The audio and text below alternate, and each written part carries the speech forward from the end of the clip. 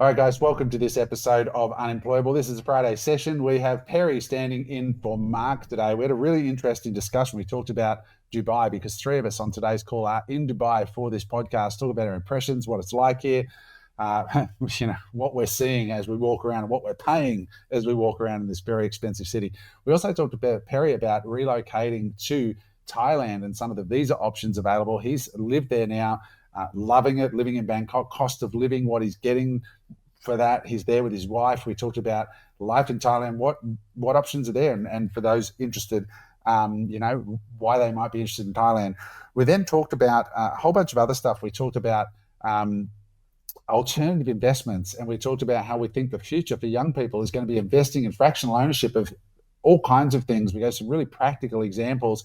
And for those of you that are boomers or older people watching this, ways that young people are investing that's completely different to what we came up with, and why we think in many ways they might be even better than the wealth creation opportunities that came to us through our wealth creation years as Aussies. So there was lots covered in today's episode. I think you're going to really enjoy it. Stick around to the end. Eric and James share the progress on their Burley project. And we had a really frank discussion about comparing traditional property development or principal place of residence investment gains against other things that are out there, and the soft and hard impacts of both. So with that said, remember, guys, like and subscribe, tell your friends, and we hope you enjoy this episode of Unemployable. All right, guys, well, this is it. We are here mostly in Dubai. Welcome to the show. We have Perry standing in for Macro Mark today. Mark couldn't make it, so we've got Perry. For those of you who don't know, Perry's the third owner of Unemployable. We see him from time to time. He's here in Dubai. We've got James, of course, and Belly Heads, and Eric also in Dubai. So 3 in Dubai and 1 in Aussie. How are you all, boys? Envious. Envious. Oh no! It's look not at this, good here, James. No, it's just terrible. I'm looking out of you see this on there, but the sun's just coming up over the palm. So nice, really beautiful for a change. See if we can see around my one as well. Oh, look at you! I don't know. You're downtown. Right. Yeah, awesome. Mate, at the moment. Let's kick off with that. What are your impressions, Perry? Of Dubai? You've come in from Bangkok, where you live, and we want to talk about your expat life and moving to Thailand. But what's your first impressions of Dubai? When was the last time you were here? What do you think? What do you make of it? Well, I've come through here to go to London quite a few times, but airports are airports, right? Yeah. And I came out here. My expectations have always been quite low not in low, but just Middle East in general. Being like, I don't really want to go there. Wow, Dubai is next level. We were down by the Burj Khalifa yesterday, and the views were just incredible. It's a lot more relaxed than I expected. I thought it was going to be much more conservative. We went to a club, not club, but like a bar thing with Tony day before last, Tony Versick. And honestly, the amount of scantily dressed individuals that I saw in the Middle East put a shock on mine and my wife's face. So it's been great. Hence, I'm super envious. I said that at the start. Oh, that's from a man that lives in Thailand. Jesus. Tell me about it. I mean, you live in a place called Bangkok. I mean, Jesus. Eric, what's your perspective, Eric, of Thailand now that you're back? Honestly, I've been here 4 days. I've been divorced twice already. So it's been a very interesting experience. I think I'm going to be going to Russia and Ukraine very soon. But in all honesty, it's just scale. I've never experienced anything like it. I've already paid $80 for a chicken Caesar salad, $30 for truffle fries, $16 for a Pepsi Australian, and I loved every minute of it, to be honest with you. I mean, this for a guy for the G-wagging loving, Carlisle dwelling, Gold Coast of this is heaven for you, brother. G-wagons here are like Toyota Corollas. It is incredible. So I've been here 10 years ago, and it has changed so much. 10 years ago was still a place where you shouldn't be holding hands in public and these types of things. Where here it feels like a bit of a free for all, to be honest with you. It's a melting pot of people from all over the world. I haven't met one person that's not from just some random country, like the people checking us in. She was Albanian. He was from Venezuela. Our servers, they've been from all over the world as well. And it's just great to hear people's stories. But it just goes to show you that sometimes you got to get out of that small radius that we live in and just open your eyes a little bit to what can be done. A good friend of mine lives here, which I'll probably mention again later in the pod. And we went to his place and he showed me where he's living with his family and the work that he's doing. He's doing a lot of work in Saudi Arabia, and just the scale of the deals that they're doing, it just makes you feel poor, to be quite honest. Yeah. It's interesting. Like I got off the plane coming in from the airport, and I always love coming out of the airport in Dubai because there's a certain quality to the light. When you're coming on the midnight flight, I came in from Bali. You guys would have come in on the same sort of arrival, 5:30 in the morning, 6 a.m. Yep. And you sort of got that sort of, I don't know, Middle Eastern sun is just, it hits different. And what I noticed is that, when I arrived here on the Palm, I'm right out on the end front. I'm on the very outer edge. Eric and I are right now, the last front on the Palm. And you see these developments that are happening. There's one right next to the hotel we're in, and all the way along this front, there's heaps of development. And at 6:30 in the morning, the building sites are buzzing. Like the guys are everywhere, the cranes are swinging, it's all happening. And then last night, when I finished, I had dinner on the roof last night, overlooking, downtown and everything, and the cranes were still going at 9:30 at night, swinging around, workers buzzing around. It just doesn't stop. It's such an interesting thing. But you are right about the cost of living. Like I came in from Bali, so this is like re-entering the atmosphere, like where you can't spend money in Bali. And then landing in Dubai, exhausted, went down the beach, had a chicken sandwich and a Diet Coke, and it was 65 Australian dollars. And I was like, holy crap, right? They don't have guests at this hotel, they have victims. But No lube then? Just sand? None. No. Well, there's some available, but it's just a bit expensive. But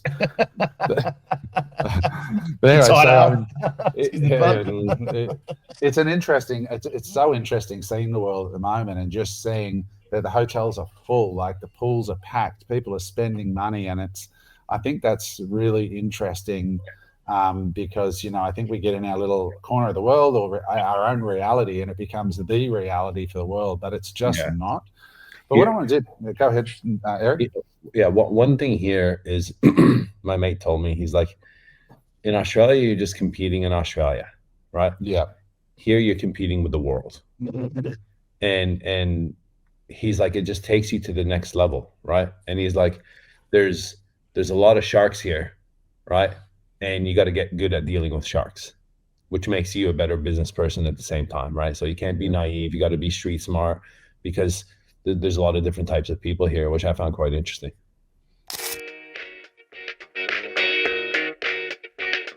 Sorry, didn't see you there.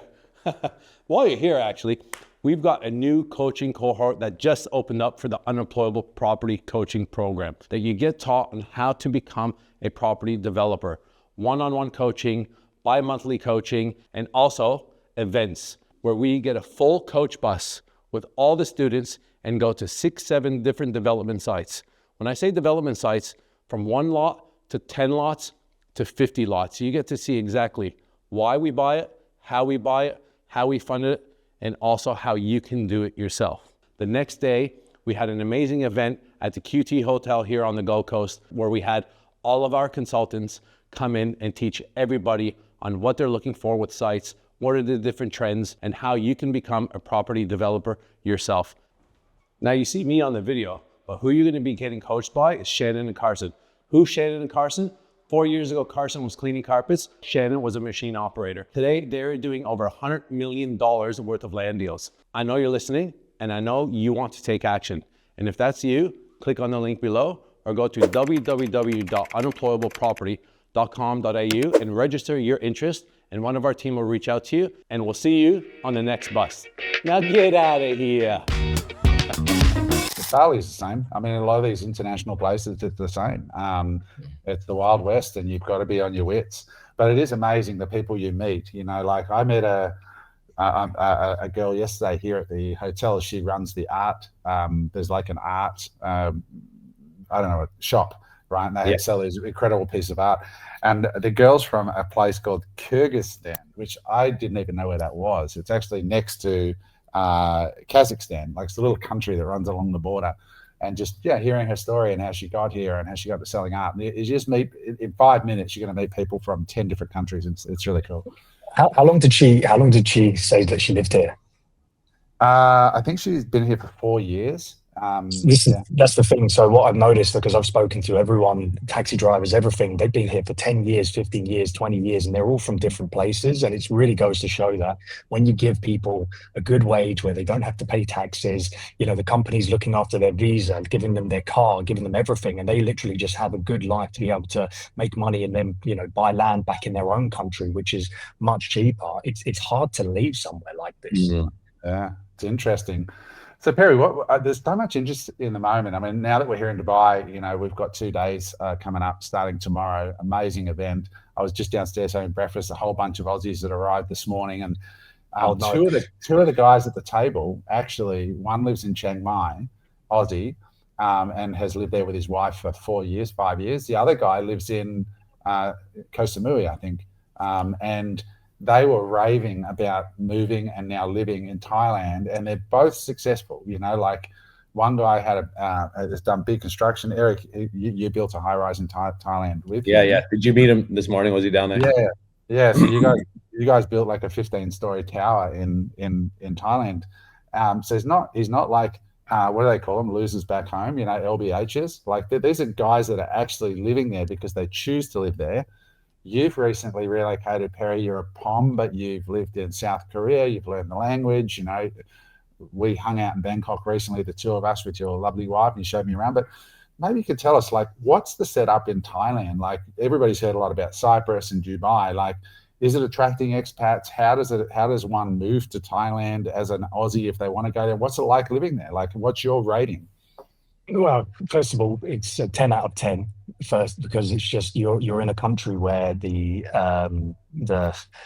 everything's cheap if you want it to be, or you can live the high life there very, very quickly. You can spend Aussie money or you can spend Thai money. Going like Adam. We went there, and then I took you. We went and had a couple of drinks, and we ended up going for a cheese toasty, and you looked like you'd never had that in your life. Like you'd blown away by it, and it cost. This is something not to miss, by the way. This is the big trouble if you go to Thailand. It's like a cult thing, and it's a cheese toasty. Was it from a 7-Eleven? Yeah, it's like $10, $20, something like that. And what's that in Aussie dollars? It's probably like $1, less than $1. And I watched Adam's face basically go from, are you sure about that, to taking a bite, finishing the whole thing and going, guys, I'll be right back. I'm just going to get another one. And but to kind of pull on to Thailand itself, the first thing, and that's important when you ever travel or relocate, you've just got to really pull the plug on it and just go, look, you're going to be scared and worried about traveling or relocating in general. It's always the first step is always the hardest. But, you've got Eric, he relocated from Canada. Adam's relocated a few times. Once you've done it that one time, it's fucking easy.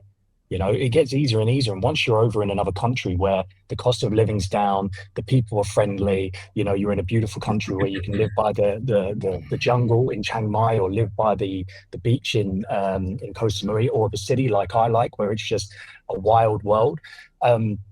You can do that again and again and again. And the kind of visas that you can get in these sort of countries are very, targeted towards people that, have their own businesses online.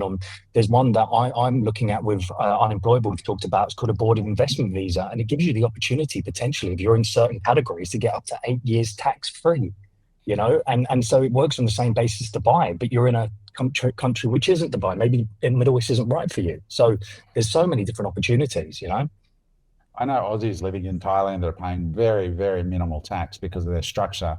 When you figure that out, you'll have to come back and tell us. But what is like day-to-day life there, and what is the cost of living? What is it like? I read so much shit in the comments when I post about Bali recently. I put up, hey, this is what 750 grand buys you in Bali, and you get the Aussies that are like living in bumfuck Dubbo and coming on going, oh, we can't drink the water, and oh, you don't own the land, and they just shit on the place over and over and over from miles away because they've only ever gone to Macca's at fucking Kuta. And that's their experience at Bali. But what is it actually like when you live there, Perry? Like, do you like it? What don't you like? Like, tell us about life in Thailand. How much does it cost? And what do you love? What do you hate? I'm a low stress individual. So we've got a 3-bedroom apartment, all with en suites, and we pay like 1,200 Aussie per month, right? And this is in the area called Ari, which is a quote unquote high society area, like old money area. So literally really quiet, peaceful. There's no partying area like too much near us, but you literally take one train ride away and you're in the city center.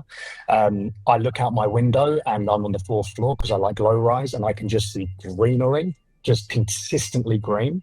I can take my dog for a walk, and there's always people on the street with markets smiling, waving, saying hello, asking if I'm, want to speak English and Thai with them. Like, it's, I don't know, something about living in a country where the colors are always vibrant versus coming from England where it was basically shit grey continuously. It's really hard to go back to.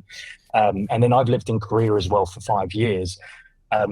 When you're living in a country like Korea where it's very similar mindset, if you think of Japan and kind of like that very kind of respect thing, again, it's hard to go back to a country where if you've got problems in a country and you're not happy, why are you not going somewhere else and testing the waters? There's one life you've got. If you're sitting there and going, oh, I wish I could, but I've got reason A, B, C, D, you're kidding yourself, realistically. And that's just my personal opinion.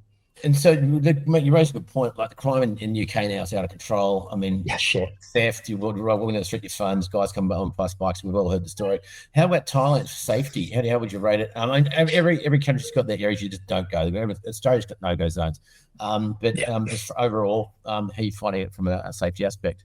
My wife can walk at night on her own, 2-3 a.m. walking home, and she wouldn't even bat an eye. You know what I mean? Like that's the level. And the other thing is, because there's so many complexes and hotels and things around, every single one of them has its own security guard, right? So if you ever came to a point where you felt a bit swifty, you could literally just walk towards them and go, hey, do you mind if I stand here? They're going to let you just hang out with them. But I haven't even seen any dodgy people, really. Like, don't get me wrong, I don't go to the red light districts, James. I'm sure there's a different kind of dodgy in that aspect. So, well, you had Adam there, so that's a lie already. Hey, what Adam does is what Adam does. Wow. That's fucking ruining my reputation here. Wow. He was with me and my wife. We were fine. We were hanging out. We were all good. Talk about hanging him out to dry. That's one thing. That's one thing I've noticed in Dubai as well is the safety. So we're at breakfast at this hotel we were at. It's a massive buffet breakfast. There's people everywhere, and we've got our wallets, our phones, and everything in the purse. And then all 4 of us get up, and I'm like, well, who's gonna stay here? Because someone's got to stay with the purse and the phones and stuff like that.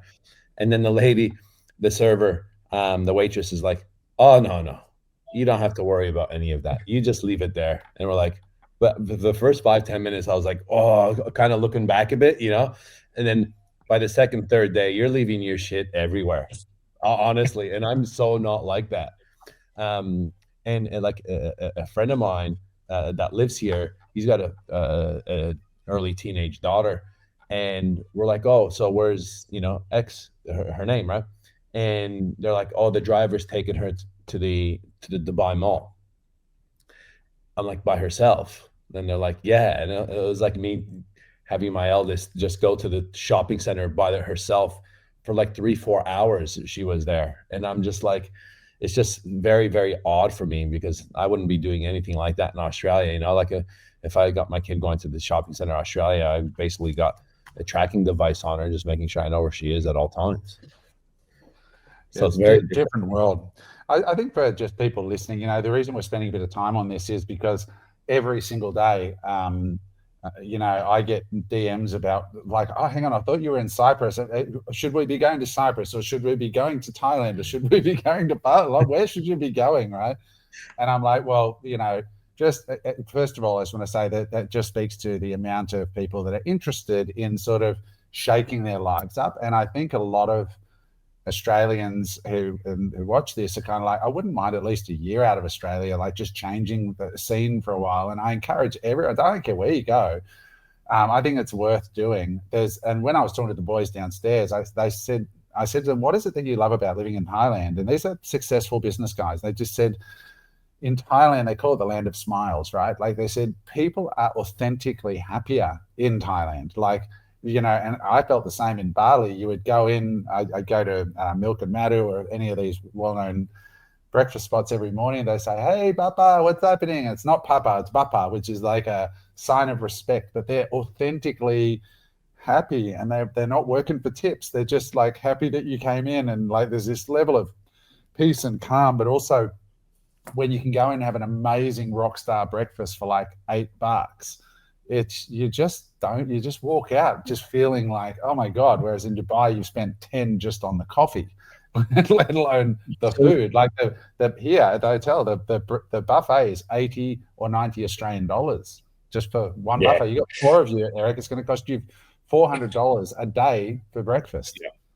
Yeah, so, that's where I bring my old school mentality, right? And I get Jen to bring her big purse, and we pay for one, and then we just swap, and then we fill it up with the muffins. And it's a bit hard to get scrambled eggs in there, but let me tell you. Well, you actually look like you lost a bit of weight through your face here. Maybe. Right. I'll tell you one thing, man. The buffet breakfast from the hotel that we just came from, it's $120. It was included in the room, right? But it was $120 Australian per person. That's $480, man. It is packed. It is like it's just on another level. It's insane, right? Yeah, it is. But again, we gotta remember, right? And it's a show, right? Like there I am with my Birkenstocks and just hanging out in my industry t-shirt with my board shorts, about to go to the water park with the kids, and you've got like the Louis Vuitton and Christian Dior showroom walking by you. Like it is just uber wealth. You've got people with APs and Rolex, you just name it. Everyone there is, and that's one thing which is like to live, I'm not sure, but to witness and experience from time to time. I love people watching. So for me, Jen and I were like in our element. We're like kicking each other under the table going, look at this one coming, check this out. It was funny. I actually messaged a friend of ours in common who I mentioned. I said, I heard this little Exy over there. And she said, I haven't noticed. So she's always got... You know what I'm talking about, Eric. Oh, man. So funny, man. So funny. So good for you, sweetheart. Yeah.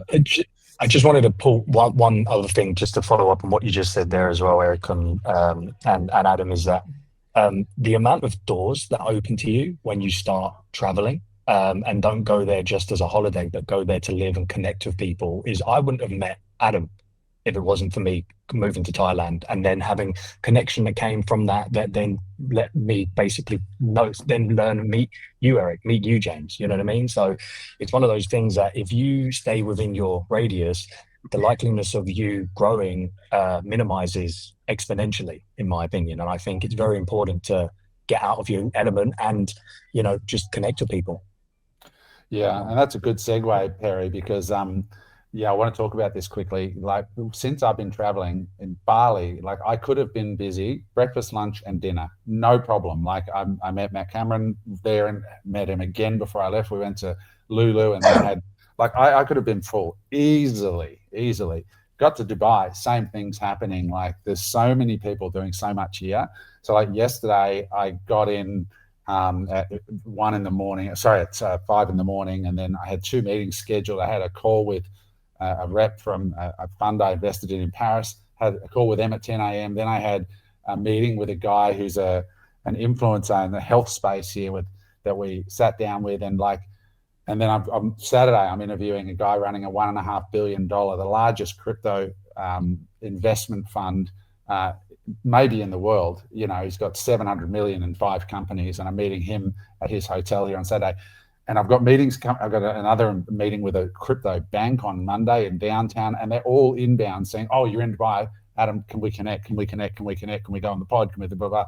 Eric, you're the same. Like you were saying that, and just what I learned, like just yesterday alone from those 2 meetings, what I learned from, because to get here, to be in this place and doing business in this place, you've had to leave your country, you've had to set up in your company, you're hustling. Like it's for young entrepreneurs listening to this. Professor G, what's his name? Prof G, what's his actual name? You know what I'm talking about?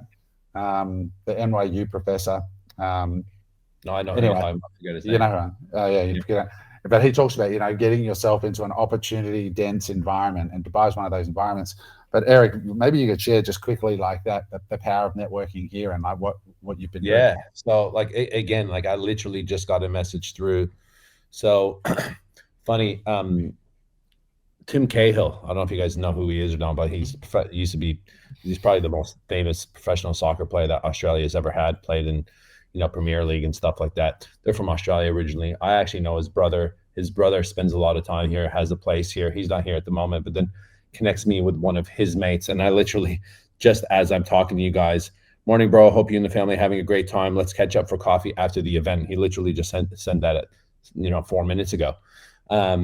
Sure. And he's a very, very connected guy here. So it's just when people know that you're here, like you said, Adam, it's all good, but this then has to turn into action, right? I could be like, yeah, man, no worries, we'll catch up. And then it doesn't happen. Like you need to literally pull out your calendar, book it in, and get it done. So last night, I caught up with Nils and Eldon, who you had lunch with in Bali. They're in Dubai at the moment, the Vintori boys, with their marketing manager and Nils' wife, and I brought the girls and Jen, and we had a beautiful dinner last night. And we're again talking about their story and their business and some of the stuff that we're going to be doing with them.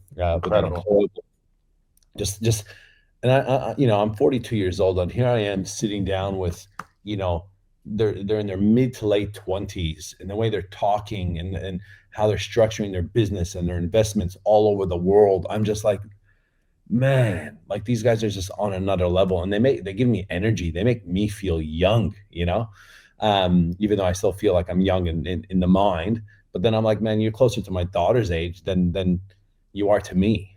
It's just like these guys are in their 20s, setting up special purpose vehicles based in Dubai, raising millions of dollars and building the most Instagrammable bars and resorts in the world. One of them, their chief financial officer is a Kiwi that they met in a gym in Bali at one of the trendy gyms. They're just working out next to each other. And the two owners, Niels is German and the other owner is Australian. And like, it's just an incredible, and it's like that here, right? Like there's just such a dense, like the guy I'm meeting with on Monday is a billionaire here, and they've got a crypto bank. And the other guy I'm meeting on Saturday has got a $1.5 billion fund and worth hundreds himself. They're just here. And like you said, you've got to make these things happen. You've got to pull out your calendar and say yes. And after this pod, I'm meeting Sam, who you all know, Sam Hope, right? So Sam has been around us for years. He said, Adam, I'm going to be in Dubai. He's now running a startup in Los Angeles. So we're having coffee after we finish here. You should come down, actually, Eric and PB, if you're around, take it out. But it's just, again, guys, you got to, first of all, put yourself in the environment. Again, let people know you're there on socials, and then make meetings. And after that meeting yesterday with a YouTuber, the Aussie guy who moved here 3 months ago, he's been on Huberman, he's been on, he's a genetics, epigenetics and all this stuff. What's the coffee guy's name? Dave Asprey. He's been on with Dave Asprey. After that meeting, I texted Perry and Eric, here's all the things I learned from that meeting that we need to do straight away in the podcast to improve what we're doing. And he got a whole list of things that we're doing that he goes, oh my God, I should be doing that, and da-da-da. So it was a complete exchange of value. And I said to him, would you be interested in meeting either physically or virtually once every 3 months if I can get 10 guys like you that have got around that 50 to over 100,000 YouTube subs, real ones, not these bullshitters that buy them, but like, would you be interested in getting together for a mastermind? He's like, I'm all in, let me know when, and that's something and so now I want to work on that, because I learned so much yesterday. He learned so much. He's like, oh, do you need my thumbnail designer? I use Dave Asprey's thumbnail designer. I'll give him to you. And then, it's this whole mastermind. He's dominating and he's using AI really well.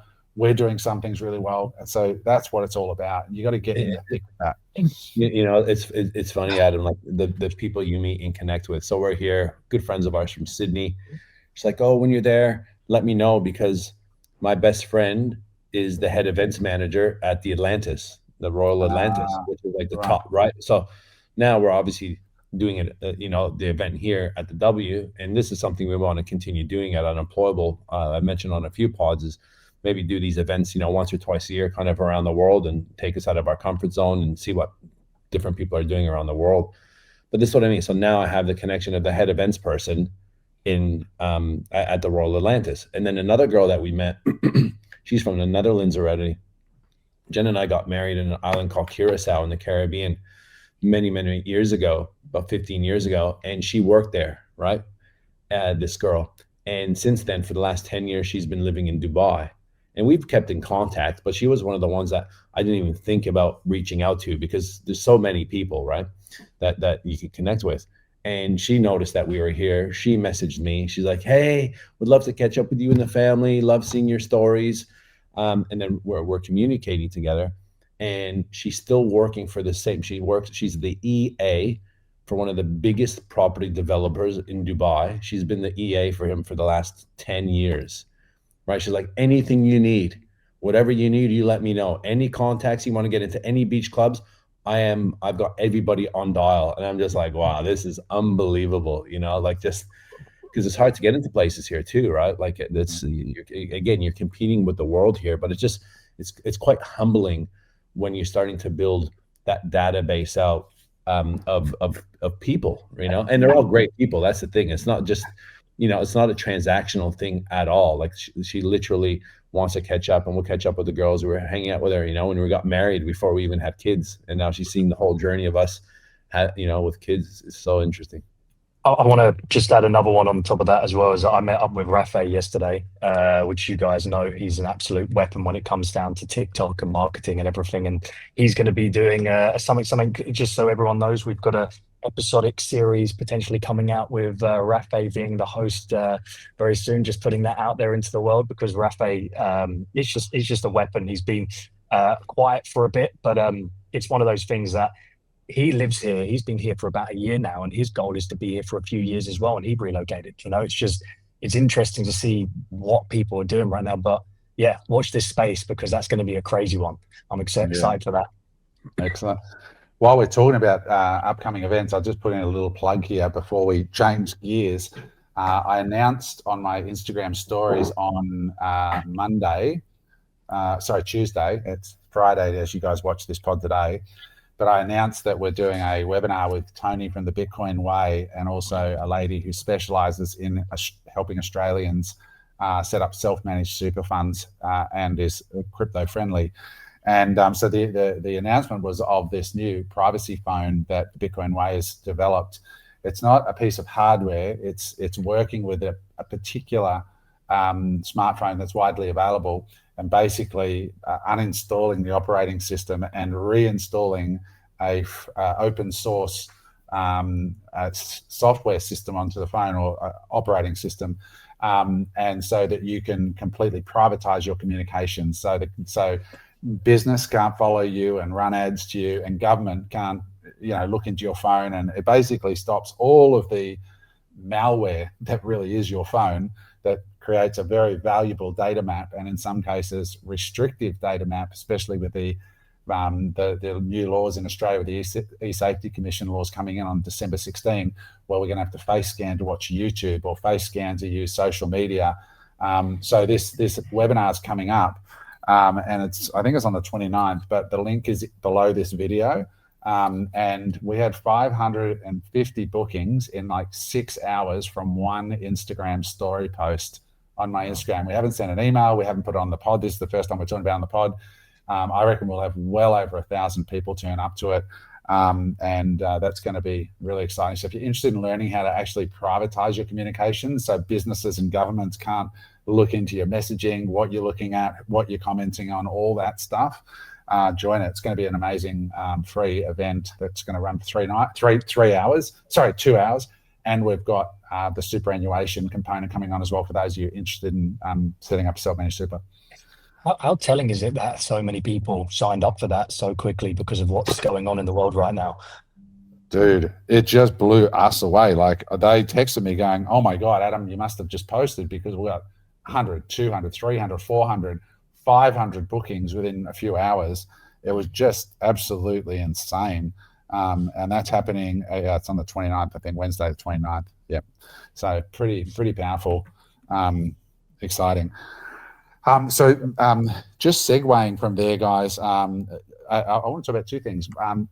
One opportunity that came up that I'll just talk about quickly with you guys is I spoke at Nomad Capitalist in Kuala Lumpur, as you guys all know, and I got an email afterwards from a guy who I met there, and he works for a private money manager out of New York, and he said, look, we basically specialize in putting together pre-IPO opportunities. So what they do, it's really interesting because I took a call with them at 11 p.m. in Bali. The plane was due to take off at midnight. So I set the time for 11 p.m. So I'm sitting there in the lounge waiting. And I said, just explain what your firm does. And they basically pull together shares in companies, huge companies that are like Anthropic, OpenAI, that are still private, that are on their way to the public listing market, where you've got employees of the company or early round investors like VC firms and people known to them. They pull together, in this case, they've got a block of $25 million US of SpaceX shares. They put together a fund, a special purpose vehicle, to buy those $25 million of SpaceX shares, which is widely anticipated to be one of the biggest IPOs that will happen in history, probably top 10 for sure. So I took a call with them and just to learn how it's done, and it was very, very interesting. Essentially, they're raising, or they're selling this block of shares at $460 billion valuation, and they've done rounds prior to this at like 10 billion, 50 billion, 100 billion, 200 billion, that various price points that they've bought in. But how powerful is that it's at $460 billion as an unlisted private company? It's $500 billion. To give you perspective, the largest IPO in history, I think, was Aramco, and that was a $1.5 trillion valuation at the IPO. So incredible, thing to look at. But the thing about these funds is they're kind of illiquid. You buy into the special purpose vehicle. There's a period of time between now and when it goes public. It might be 1 year, 2 years, 3 years. There's no return in the meantime. So even if it doubles over 3 years, it's a CAGR of like 70% or 60% a year. You don't know when it's going to IPO. You don't know what it's going to IPO for. And you've got this sort of liquid investment in the interim. But it's a very interesting thought experiment to go through and actually hear about. It shows, again, the power of creating content, being at events, and meeting people. Do you guys have any questions or comments about that world? Yeah, so with those blocks of shares, would they be put together by people that will do what, maybe in like a seed round or a Series A or something like that want to take a little bit of capital to tail just to hedge their bet effectively? And employees as well of the company. And so they basically, and the way they charge is they charge a 12% fee up front. So it's a minimum of 100,000 US. So if you put in 100 grand, you get 88,000 of equity in the special purpose vehicle. And then they charge a 10% performance fee on whatever you make on top of, the amount of money you put in, including their fee.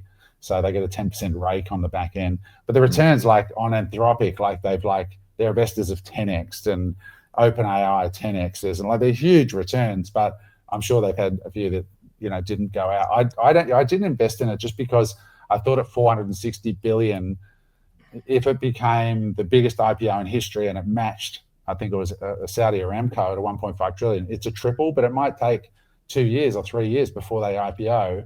And there's no liquidity in the meantime, and there's no cash flow, there's no nothing. It's just like a full-on punt. So a 3x, if it becomes the most valuable IPO in history, to me doesn't seem commensurate with how big a target that is. At 460, it seems high, but I could be ignorant and wrong. So hypothetically, right, what happens? You take a position in the SPV, you put your minimum 100 grand or whatever it is. You said in the mix. For some reason they don't IPO. What happens? How do they unpick it? Or do you remain in an SPV? What's the risk side of that? Well, the SPV just becomes a single shareholder in the entity. And then when there's a liquidity event, which, as you point out, there may not be a liquidity event for years. It's unlikely. I think everybody knows SpaceX will go public, but you're just locked, right? And this is the thing about these black box kind of investments. So you put your money in, they're locked up, and then at some point in the future, but the returns are huge. And this is why on Saturday, I'm interviewing Dan, who's the fund manager of 1.5 billion. His fund is called 50T, the new fund, but his previous funds have been 10T and stuff. The returns to investors in these funds are like crazy, but you're in locked up. So they took an early position in Circle, which is one of the largest and most successful IPOs. They've been in like all these hugely successful, but it's all crypto related. And like he takes money from like pension funds, or put in 5 million and it grows to 50 million over the term of the fund and stuff like that. So that pod will be out on Unemployable in probably 2 weeks, where you'll be able to hear about the fund, and if you qualify, you can invest with it. They're interesting. It's an interesting sort of like allocation for people who just want to sort of park 100K and let smart people do their thing with it. I just love that these opportunities arise, like you said before, from the pod and content, right? Like there's a lot of, like you would look at that as a very non-conventional way of investing for the everyday person, right? Like I didn't even know that was a thing before you told me that you can actually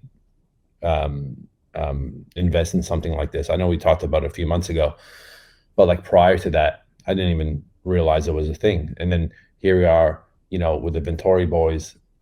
That, as an example, is a total non-conventional way of investing. And these are the opportunities that are coming about that we're looking at investing ourselves and that we can bring to the community. And this is what I love about this. It's not just about bantering and, hey guys, this is what I'm doing and tell me what you're doing and, pissing in each other's pockets. What this is really about is us bringing these types of opportunities to the community. And then it's up to you what you guys want to do with it. Like as soon as I was in that chat and I'm seeing that go through, but it makes sense now with the SpaceX thing about, like, you put 100 grand and it's locked for three years. Access for us at the moment is probably key. For some other people, they'll be like, yeah, that's fine. I'll run that risk.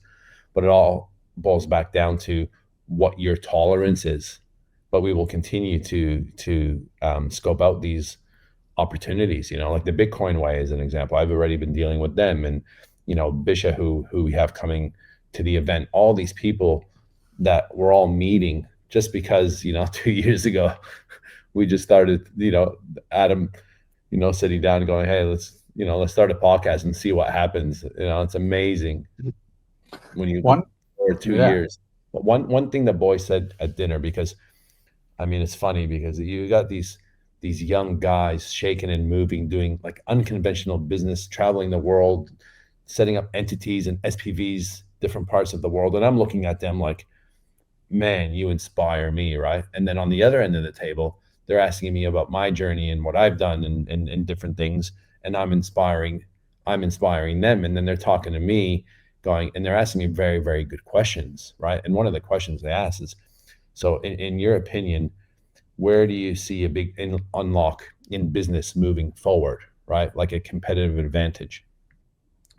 And they're talking to me and I feel like I'm this guy, like literally a 42-year-old with wisdom. And I'm like, fuck, man, I feel old now the way they're asking me these questions. Anyways, and I said long form content in your business. People want to know who you are. People want to know who Jake is. People want to know, right? Like the Kiwi guy, Eldon, like he's worked at Shopify. He was part of Shopify Plus. He's done so many things, right? And now he's the operations officer because he's done all these things. So he's got touch points on all these things. And I was just like, long form content. And he's like, it's funny because everything we're doing is short clip. I'm like, you need that short clip. Don't get me wrong, for the attention, right? But it's not gonna build the trust. The trust is built in this, right? And you guys got to start thinking about that in your business. So if you guys are in any type of business, right, or you want to build a personal brand, or you want to, people to start understanding who you are and what you have to offer, start thinking about that long form content. And don't just start a podcast because you want to start a podcast, right? It could be a blog, it could be a vlog, it could be whatever that is. Like, you don't know the amount of people that have mentioned to me before going, hey, is Adam, I've been looking for his travel blog. Is he still doing that? And I'm like, no, he's not doing that. But they're like, it was so good. Yeah, but it's work, right? It is a lot of work, right? So whatever you do, make sure that you do it like us. If it's every week, it's every week. If it's every month, it's every month. If it's every 2 weeks, it's every 2 weeks. And just start there. And that's exactly what I've been telling these guys. And he's like, it's funny you say that because that's on our strategic marketing map for this coming year. What they're doing there is, just for those who are just, there's two things I want to comment on. One is I just want to clarify their business model because I think it's so interesting. Like they live in, their tax base is Dubai. And so if you leave Australia, you've got to choose a tax base outside of Australia and you've got to set up there. So I chose Cyprus, they chose Dubai, just for different reasons. I prefer a slower, more different life. Like I love Dubai to visit. If I was 10 years younger at Eric's age, I'd probably want Dubai, but I kind of like my butthole intact when I go out and have my burger and my Coke. I landed here yesterday, went down the beach and had a chicken sandwich and a Diet Coke on the beach, and it was $62 Australian. I'm like, it's hard to have a fun day after that. But no, so anyway, you choose your tax base, and they've chosen the tax base here, and then they're developing boutique hotels in Bali. They're doing one in Cape Town. But what they're doing is they're creating these special purpose vehicles, and they're making these Instagrammable hotels. Like the one in Bali is like black sand. They've got white horses going onto the beach. They've got, I think it's like an $8 million, $10 million build, which in Bali is a lot. But the way they're funding it is that influencers, who are, one of the guys has 1 million followers on his Instagram, real followers, and influencers are buying their 100,000 Aussie dollar piece of the special purpose vehicle, and they're getting distributions every month, or every quarter, once the hotel is built. But importantly, they get to rock up as an owner of that hotel, and they get to say to people, this is my boutique hotel that I'm an investor in, right? Like they actually own, and they're taking minimum $100,000 investment. So if it's $8 million build, there might be 80 investors there that own that hotel between them. And that's kind of cool, right? Like you're one of 80 investors in the most Instagrammable hotel in Bali, and their collaterals are unbelievable. Like their renders are incredible.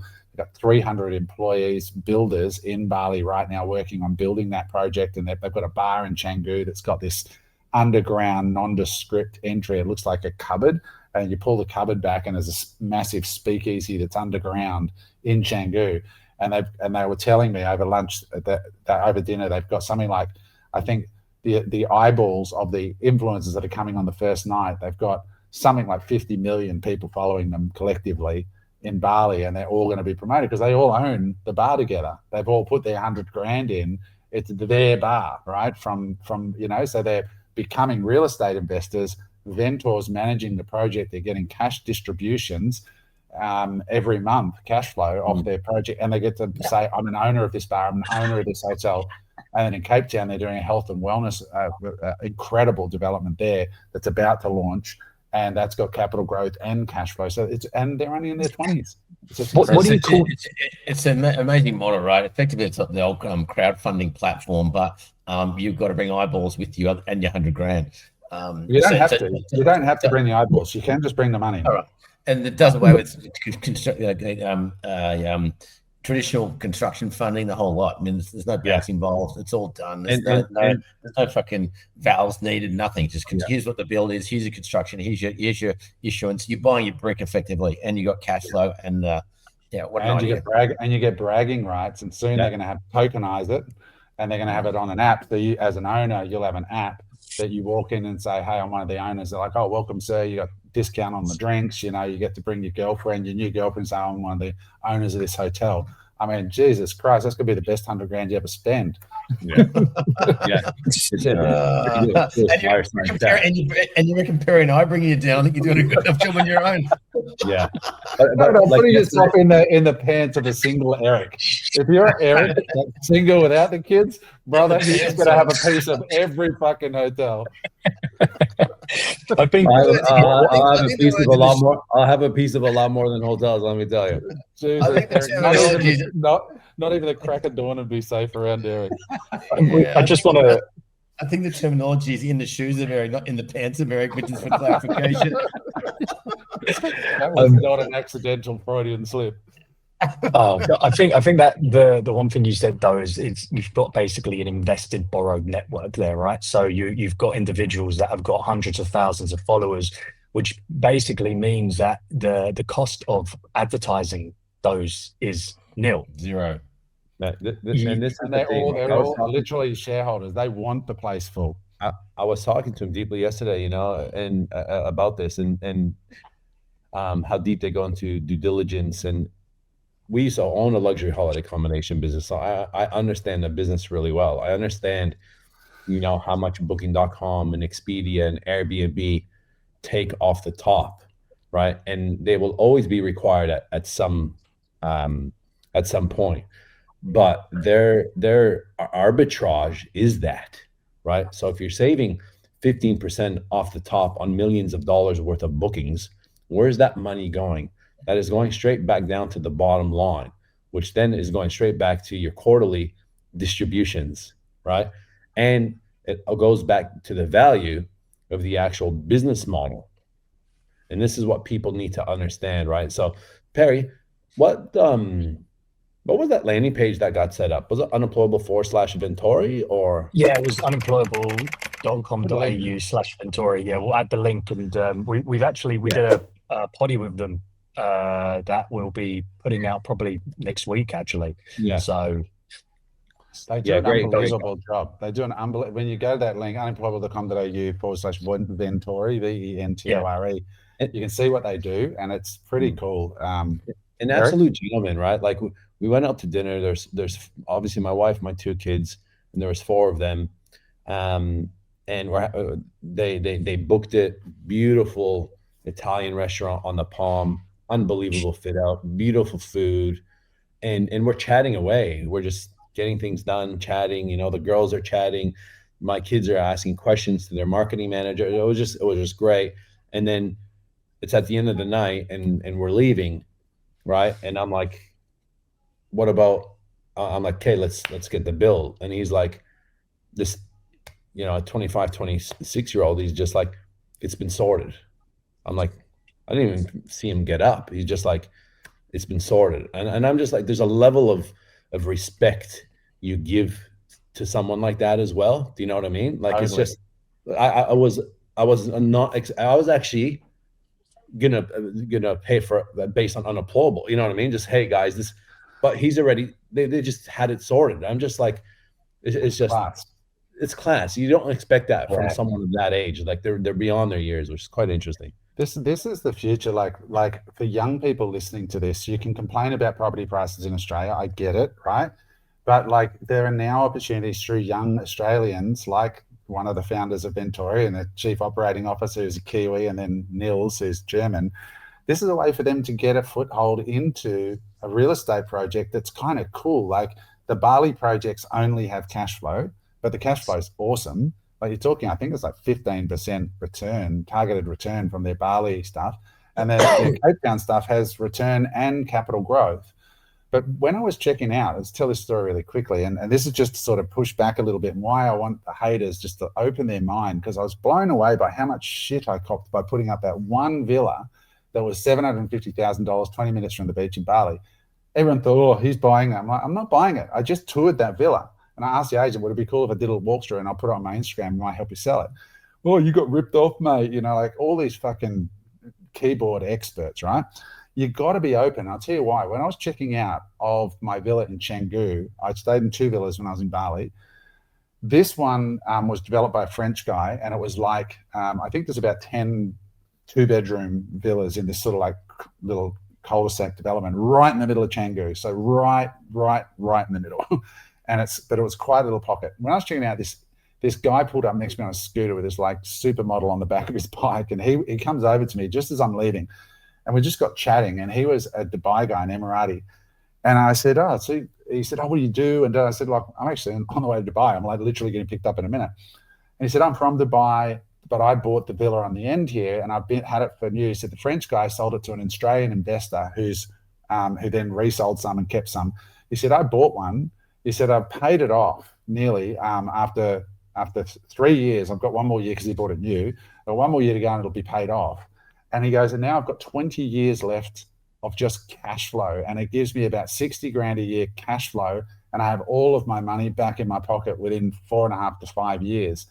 And, you know, like that's a completely different way of thinking about real estate, right? Like, and he says, and if I renew the lease, the return's not going to be the 100% that I'll be, you know, be all profit once I've paid the house off, but the returns are still well into the double digits, fully managed. If I have to renew just the land underneath my villa afterwards, which would be about 100 grand, and then gives him another 25 years. So it's just being open, guys, and listening and learning, and that's where the world is moving. You know, the world is, you know, moving towards different kinds of investments than what perhaps we knew in the past.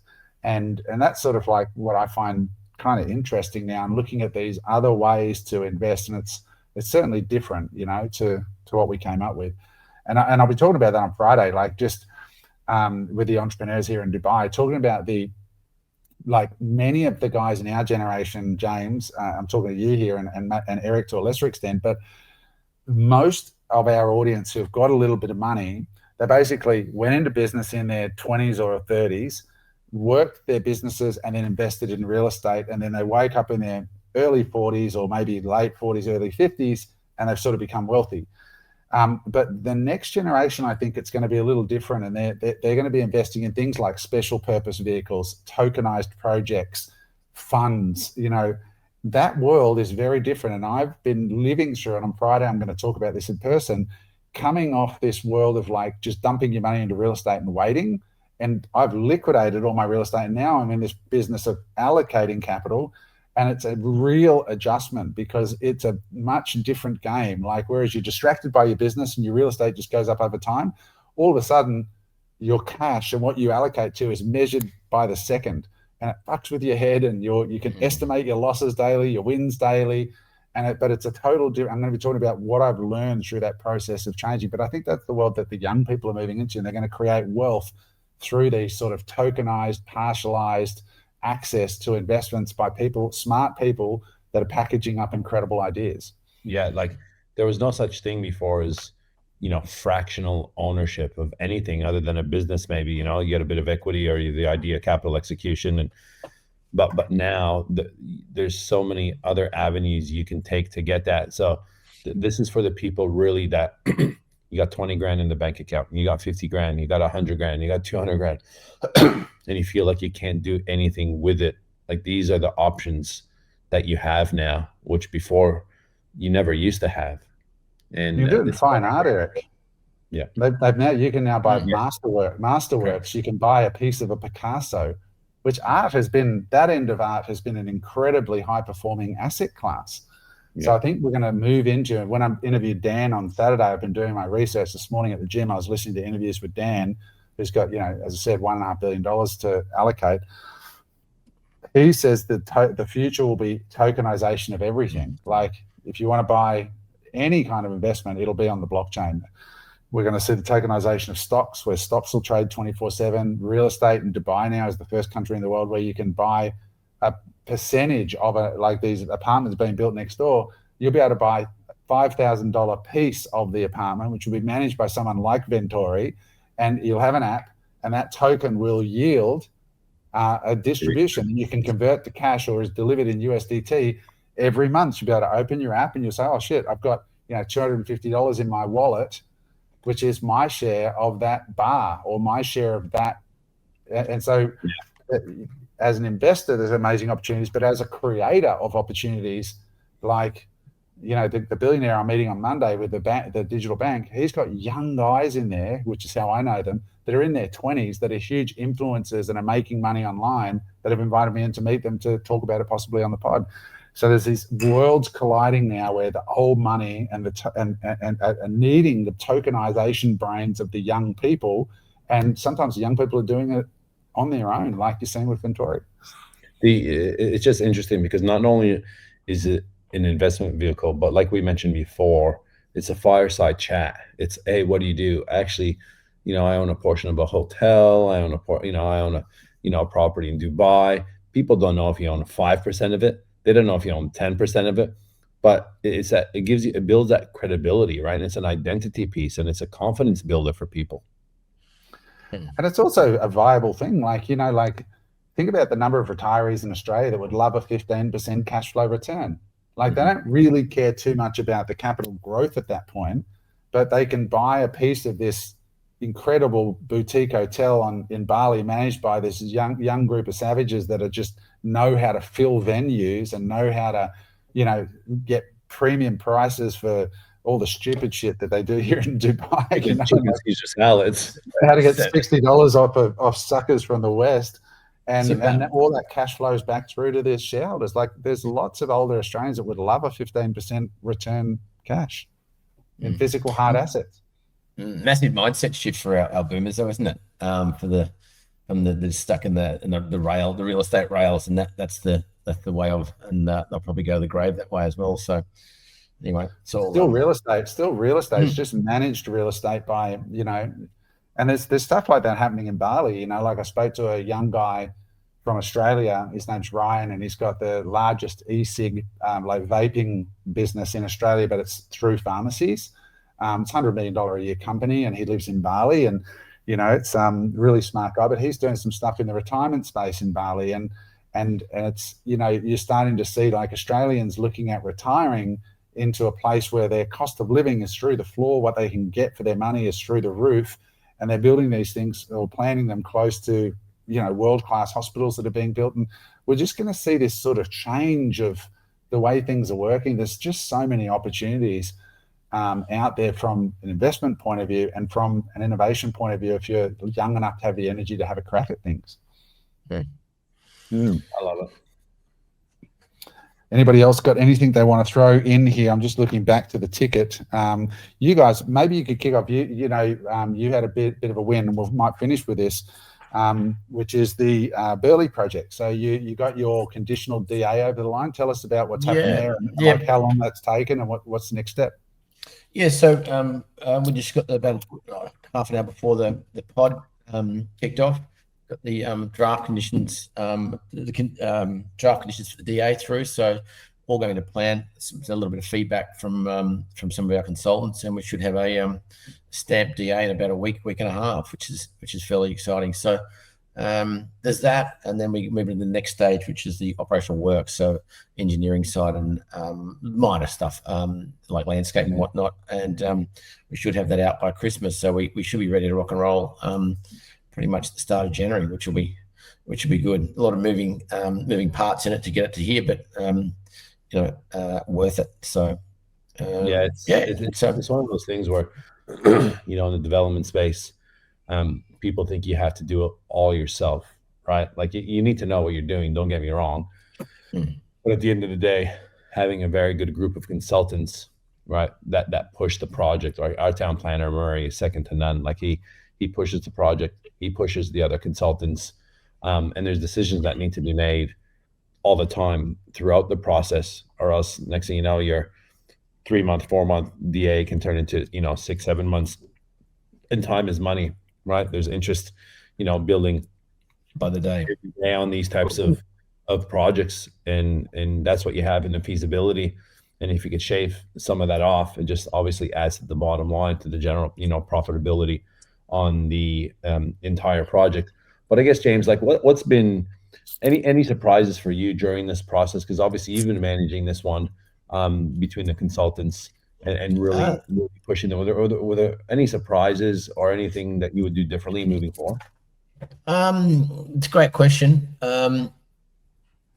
Probably not. It's actually gone fairly smoothly to this point, I should say. I mean, the only thing we'd probably do differently, and we didn't have that luxury, is better terms with the vendor at the acquisition. But other than that, look, it's all lining up as planned.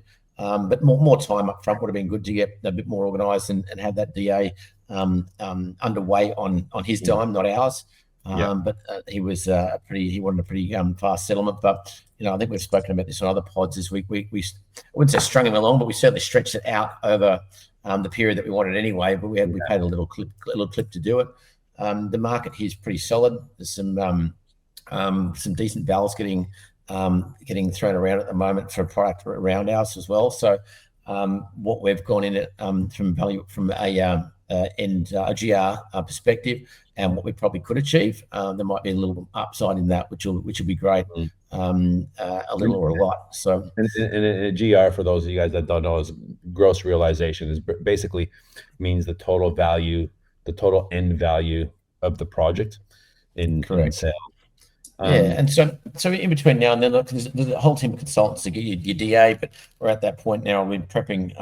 Once we've got the DA, it's making sure we've got our engineers lined up so they can launch the operational works. We've now engaged a top-notch interiors company to do our schedule of finishes, which then dovetails in with our builder, who's dovetailing in with the structural engineer, so we can get all tenders out, which is in progress at the moment. So we're doing a lot of preparatory work that now, in anticipation for this DA, so we can get our build contract signed, or at least back and negotiated and signed when the operational works are in place, and get our funding. We'd like to have all that wrapped up with a funding package prior to Christmas, and so that when we come out of the gates early January, then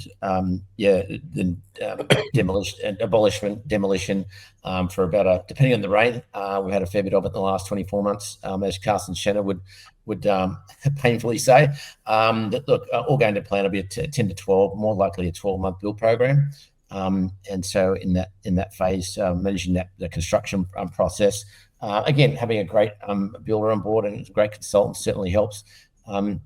But you've got to be on top of all of them, because it's like herding cats from time to time, and they've all got their own businesses as well. A prime example, I spoke to our civil engineer just before the call, and I said, Dave, you've got, are you going away on leave? Intel through from our town planner.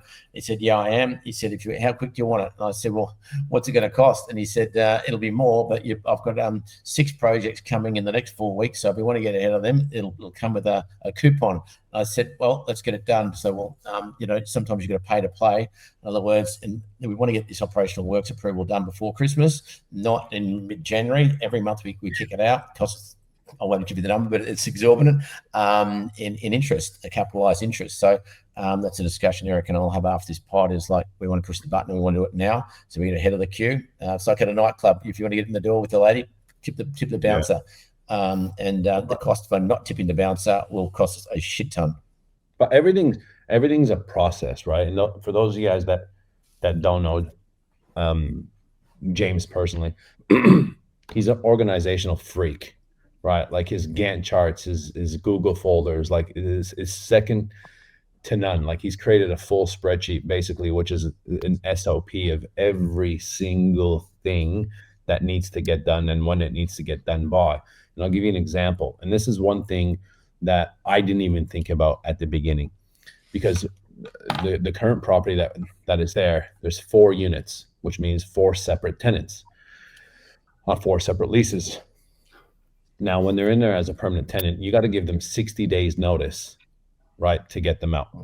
And they can give you 2 weeks notice, by the way. This is how fucking rules are in rentals. And there's a thing called power abolishment, which basically means you got to call Energex and they got to organize to abolish the power to the entire site. But that takes time as well. So we're in this spot where you're like, you don't want to kick the tenants out too early, and then the abolishment takes 7 weeks and it's sitting there with 7 weeks of no rent. So what we're trying to do is like have the tenants kicked out, and then a week later have the abolishment done. So that way the vacancy's minimal. With our experience and our connections, we then thought of an idea going, okay, well, everyone's on permanence. Well, rather than just go week to week on a permanent lease, let's get them on a short-term lease, because a short-term lease then has different rules. And to do that, we've given them a deal where we're going to put all the power, right, in our company name.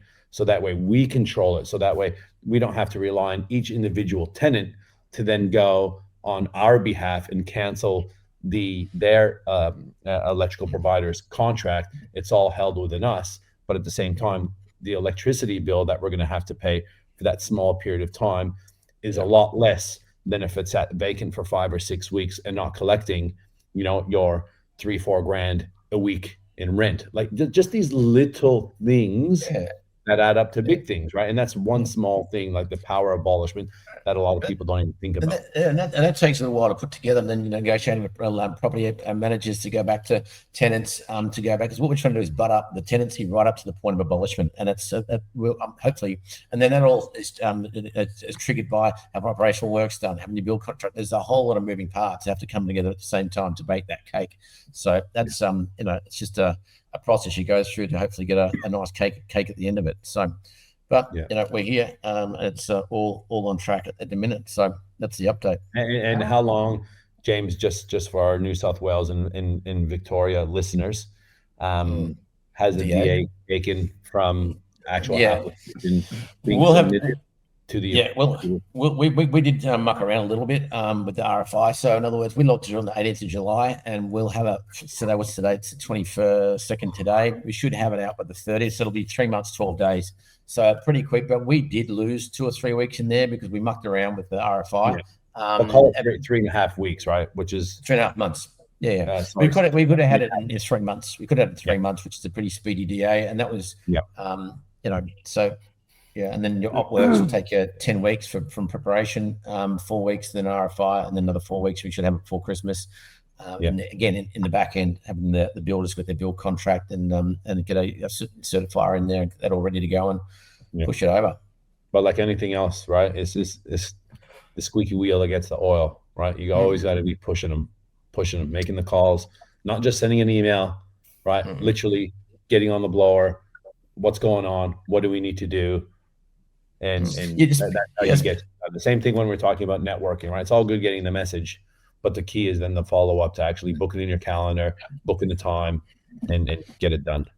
Yeah, exactly. I mean, that's the thing, right? Everyone's got you think you're the most important client. They got like, I think our architect's got, what do you say, 400 jobs a year he's pushing through. It's like, who are you? You know what I mean? So, and you got one job, you haven't got 15 in there with him. So you've got, there's a delicate dance of being the squeaky wheel and being an annoying prick.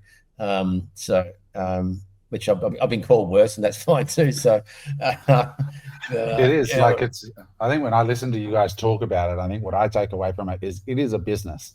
Being a real estate developer, even a small one by big scale like this, is how many villas is it that you're building? 5, but they're pretty large. They're substantial. Yeah, they're substantial. Yeah. It's like building 5 homes, but in the scheme of developers. When I look out the window here in Dubai, for example, even being like a small developer on development scales is a full-time job. Like, it's no joke. You've got to, and this is why I think it's difficult for people, like who you got to have a side hustle, right? Like Eric is a bit of a freak at the moment. He's building a massive house. He's got multiple real estate developments on the go and all this, but you've got team and you've got people. But for the average listener, if you've got a business or a job and you're developing townies on the side, I think there's a capacity and a max before you start to really have balls dropping and problems happening, because especially if you're new to the development game. So if you are going to go down that road, make sure you get help and make sure that you don't do too much, because if you drop a ball in that game, it can be very, very expensive. Well, I like it to I've had deals go not south, but certainly where we didn't come out what we thought we'd do. We came out with our pants, which was fine. But it's like once you've committed and things don't go to plan, it is actually watching a train crash in slow motion. There's zero you can do. Like, it's certain levers you can pull, but it's just happening in front of you, and you got to suck it up. And Thankfully, James is actually going to be fractionalizing and tokenizing his organization structure soon. So keep in touch on that. Yeah. Anyway, so that's the update. Thanks, James. We actually want to test it because we're looking at selling a few of them, 3 of them, most likely. And once we get all the details and stuff, we're going to, let the audience know and show them. And I think we could probably get a couple sales just from the community, to be honest with you. with how unique these things are going to be. So it'll be interesting to see how it goes.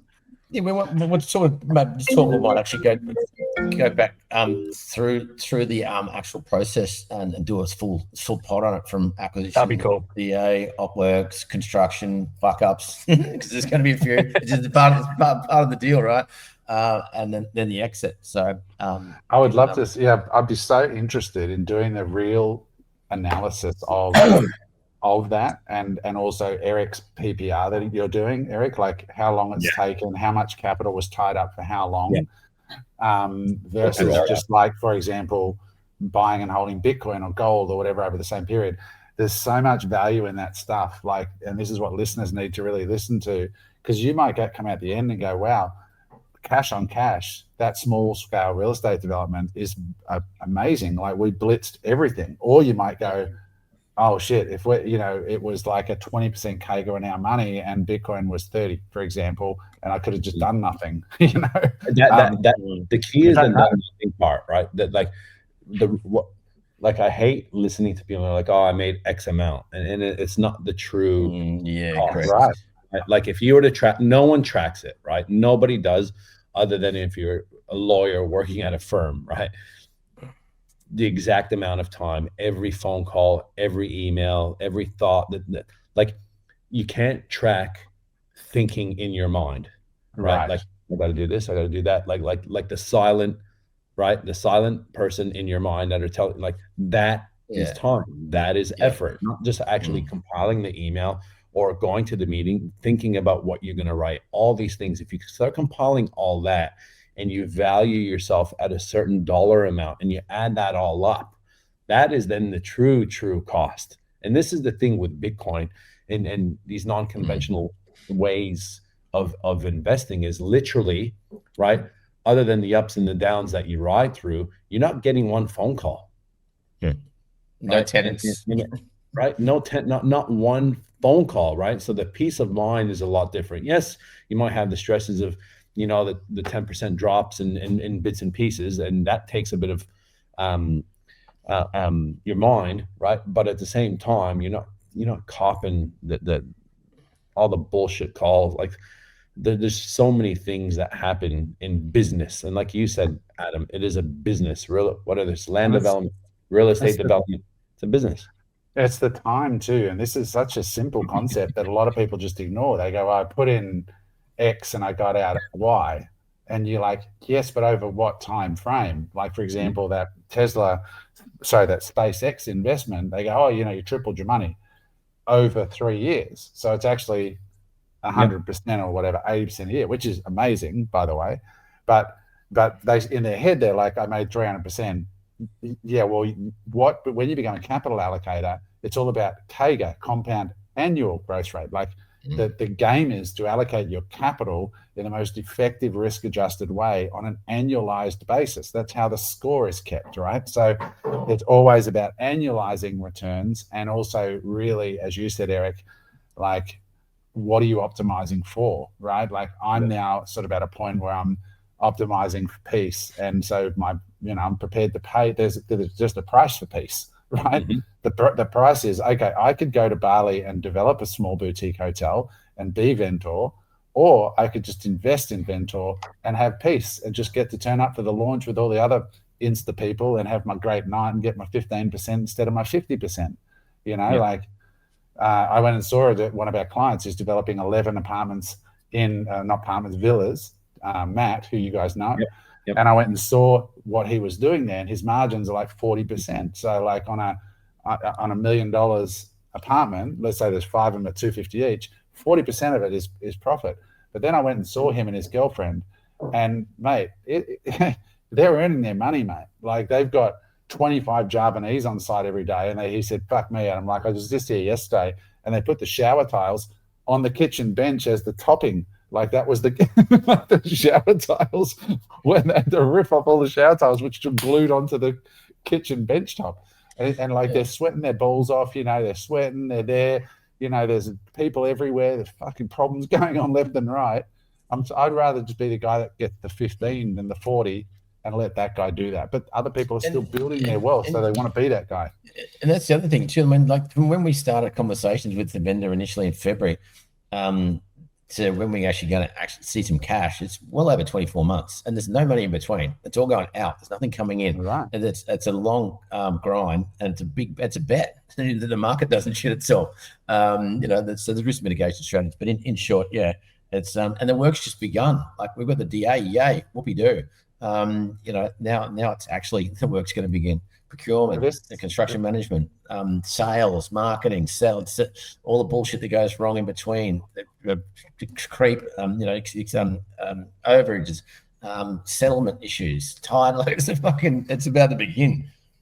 I think it's such a critical conversation, guys, and really all of us, but just being totally transparent and honest about like where is the best overall return for where we are in our lives, and that's definitely a conversation I'd love to have at the end of it, and just compare some of the projects we've all done and go which ones. And I'm not saying this because I think I've done better. I actually don't know at all. I'm just really curious to find out, because there are some guy, and I think in this day and age where like when you're outside of property, for example, the good thing about property is you don't really know where you are until the end. But like if you live in the world of like Mark's not here, so Mark's in the trading world, he's like constantly consuming data all the time because his positions are live, his results are live. There's nowhere to hide when you're doing options trading or crypto trading or investing it, just not even leverage, just spot, just investing in Bitcoin or investing in Solana or whatever it is, XRP, whatever it is. It's instant. So as a result of that, you're consuming data all the time. Maybe the best strategy for some people is just like listening to, like when I was listening to Dan, who's in the crypto space, but from a fund level, institutional level, they just take a 10-year view and they go, we're going to put this out capital in. So for the average person, he said this morning on a pod I was watching, they need to invest, forget they made the investment, and just walk away and just come back in 10 years. Like I invested into Bitcoin treasury company out of Paris, which I mentioned at the start of this call. And, Bitcoin treasuries have had the revaluation of them. And I was talking to the founder of the company in Paris yesterday, and he's like, dude, like, just relax. Like, Bitcoin's like coiled right at the moment, and it's probably going to break to the upside. We have absolute confidence where we're going. Now, it wasn't like him trying to sell me on the fund or anything. It was just they have a completely different view, and it's just us day-to-day investors just stress ourselves out. So the interesting analysis anyway to break down at the end of it, like Eric's principal place, the development, some of the decisions I've made, some of the decisions Mark's made, and let's just sort of hash it out and share what the net were, and then the soft side of it, not the numbers, but the life impact and the mental impact of it. Yeah. Because I've got to bounce. We got to run. Yeah, good show. Awesome. Thank you for being here, James. Right, thanks for everybody else. I'm going to hit end, and we'll talk to you soon. Thanks for watching. Remember, guys, like and subscribe. Drop us a comment. We appreciate it. Bye for now. Hey there. I hope you enjoyed that episode of Unemployable. If you'd like to watch another episode, just click there.